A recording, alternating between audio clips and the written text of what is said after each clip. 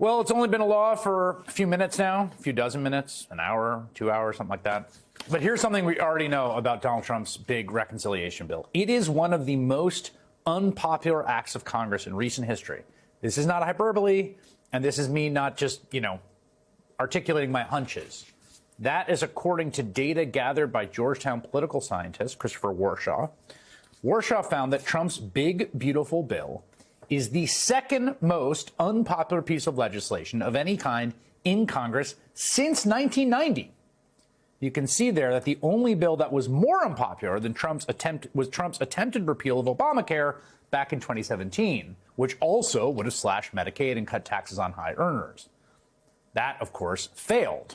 The bill that Trump has just signed into law today is less popular than Republicans' previous tax cuts for rich folks. Less popular even than the 2008 bank bailout, which is actually genuinely shocking to me, or the Affordable Care Act when they were passed. Also kind of surprising.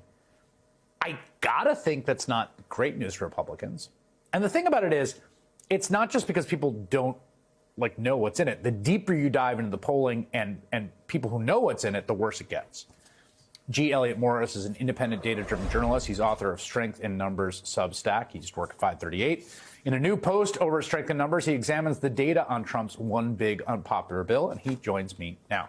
Elliott, it's great to have you on. I've been a longtime fan of your work. I read your Substack. I really like the stuff you do, so it's great to have you. How do we do apples to apples comparisons of popularity of legislation over time?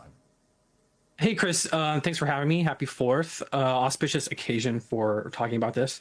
The way we do this is just by compiling the polling data, right? I mean, the polls are the same, roughly speaking, in methodology over time. I mean, if we have a bill that is, as that chart shows, 23 points underwater today, and there's another bill that's like 30 points underwater historically, the way that we can attach meaning to that is by looking at what happened after Congress or a president passed something really unpopular. So if we go back to those examples, right, after 2017, when the GOP tries to pass a historic, at that point, rollback of Medicaid and passage of tax cuts, you get the 2018 wave election, right? After 2009, when the ACA passed, so that also was unpopular at the time. It's popular now, but at the time it's very unpopular. You get the 2010 wave against the Democrats. So look, these polls aren't happening in isolation, right? When we say something is 23 points unpopular, there are some stakes attached to that, and the historical examples bear that out. One thing that I think is interesting to consider. So in the case of the ACA repeal, right, it fails. And I think there's a sense in which I think it may have actually politically redounded to Republicans' benefit. I think actually passing it might have led to bigger losses in the midterms. But how much we think of public opinion in response to these bills being about what happens afterwards, or do they become kind of like signifiers for a party's priorities, if that makes sense? Like it's the thing attached to them that independent of, oh, I haven't seen Medicaid cuts in my backyard yet because they're time delayed in the bill. Right. I mean, I was going to say the way that you know that Republicans are scared about the effects of the bill is because they time delayed the rollback of Medicaid and food stamps and stimulus. Like they know that there are costs to this. The polls bear that out. And, there's I think there's some parts of the bill, obviously, that are signaling. And part of the way that Republicans probably convinced themselves, especially in the Senate, to pass this is that it's offering lots of signals to their voters, and it's aligning the signals that they're sending with the symbols from Donald Trump, their party leader, as well. We can't discount that fact. It's not just like politicians looking at the people to see what they should do. It's also trying to balance their priorities with the president. And so you should not think of the bill as just a reflection of priorities of the Republican masses. It's also a reflection of the prioritization of Republican elites above those masses, and probably yes, a lot more a prioritization of the masses, the elites than the masses, just based on the data. Trump wanted to make this day a 4th of July party to celebrate his awful bill. But there's already, we covered earlier today, there's already massive protests organized against this and all the other crap Trump's done, is doing, and will continue to do. But what's also important here is the data really makes it clear. that this is not just disliked, not just unpopular, but one of the most unpopular pieces of legislation in modern American history. And therefore, one of the most unpopular pieces of legislation in a democratic society I can remember in my lifetime. It is truly despised, and yet nonetheless it passed because of Trump's dumb party. But here's the thing. Some Democrats have hatched a brilliant scheme to ruin Trump's party today and rain on his parade for years to come. Watch this. Seem to, at least as of now, successfully framed it, accurately, I would say, as a Republican giveaway to the plutocrats at the expense of everybody else. But for many Americans protesting this Independence Day, the real question isn't what the administration is doing, it's what will Democrats actually do to stop it. Congressman Ro Khanna is a Democrat of California. He's a vice chair of the Progressive Caucus, which is launching what it calls an accountability summer after the passage of the big billionaires bill. And he joins me now. Congressman, good to have you on. Happy 4th. Where's your head at after this legislative victory for this genuinely awful piece of legislation? Well, happy 4th, Chris, to you and your viewers. Look, I think you were absolutely right when you said that this bill is worse than Trump's first tax bill, than George Bush's tax bill. And here's the rub of it. This bill actually makes working class folks worse off. It takes something from them. It's taking their health care. It's taking their food security, all to give tax breaks to the billionaires. The previous bills, they at least had a pretense of making everyone slightly better off. And what we're going to be doing this summer is going into districts like Nancy Mace's, which have over 100,000 people on Medicaid, and not having me say things, but having people themselves tell their stories about what this is going to mean for hospitals there, for families there, for premiums going up. Yeah, I mean, how much do you think is that where you see accountability happening, right? So, you know, there's going to be the midterms, right? And there are a bunch of frontline House members, although Nancy Mace got herself a sweet deal in which she was redistricted into a very, very comfy district. Not coincidentally, her politics got much more right wing when she went from a swing district to a very Trumpy district.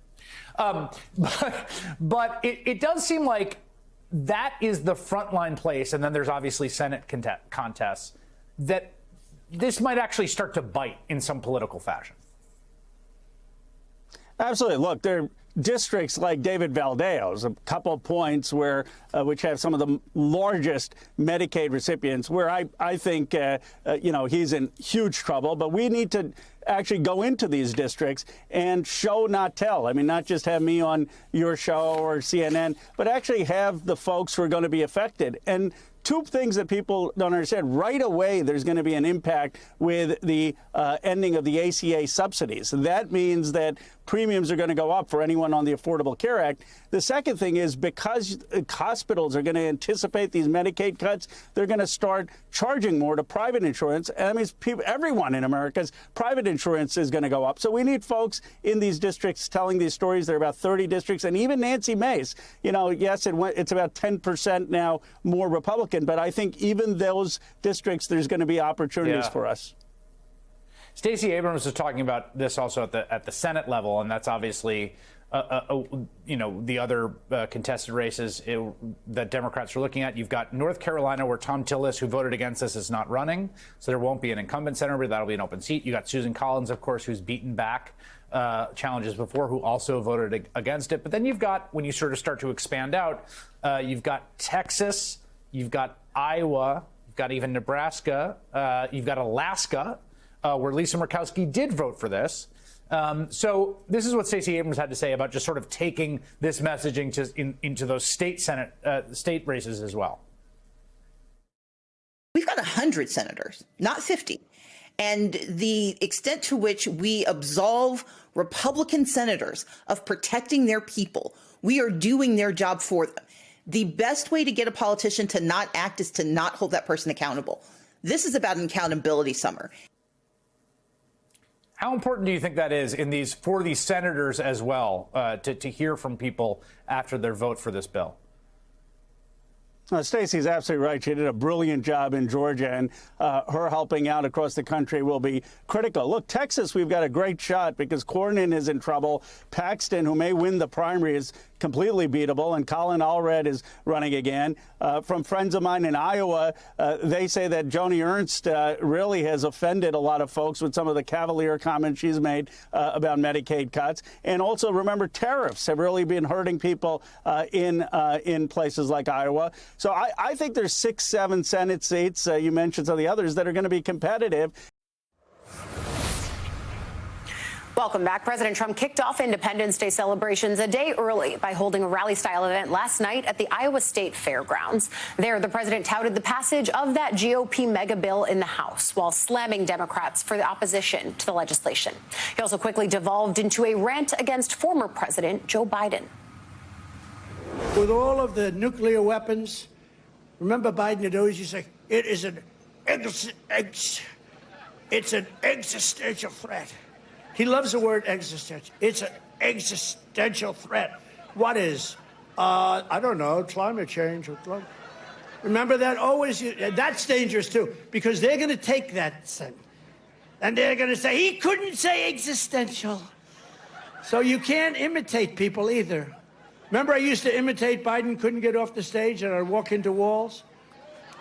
And I called my wife, because it's always on television, and I said, how was it, baby? How good was that? We had 44,000 people. Nobody else could do it. I have to brag a little bit, because what the hell? There's a little truth to that. But I brag a little bit. I say, how good was I? You were really good, but, what happened? You couldn't find this. You couldn't get off the stage. I said, no, I was imitating Biden.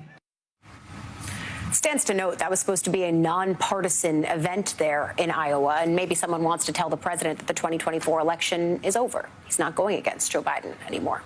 But Democrats, meanwhile, are moving quickly to respond to the now passed One Big Beautiful Bill. Over the next 2 months, dozens of Progressive Caucus Democratic lawmakers will hold what they're calling accountability summer events. That's according to a source familiar with the plan, talking to NBC News. The events will be held outside of rural hospitals and nursing homes in Republican districts as the bill's Medicaid cuts threaten to force those health facilities to close. The events come as new polling data from Senate Majority Super PAC shows 55% of registered voters actually oppose this budget bill after they're told the measure would extend tax cuts for individuals and corporations as well. Ro Khanna's right. There's a real opportunity here. There's a great opportunity for Democrats because this isn't hypothetical anymore. Pain's going to start. And some of the things are delayed, like very, very scummily, the Republicans delayed some of the cuts till after the midterms because they know that if the cuts happen all at once right now, it's going to be a massacre at the polls. So they're trying to hide that.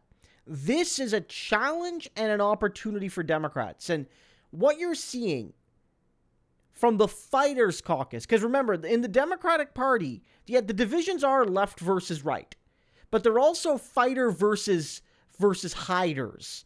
And there are moderates that are fighters. Almost all the left are fighters, but the moderates are divided. But the moderates that are fighters are getting on board with Khanna and AOC and Mamdani and saying, we can build an alternative. And this bill by Trump gives us the first stage. The monster Trump is and how we can do better. And that's going to ruin Trump's parade and party, and he'll be crying in the punch.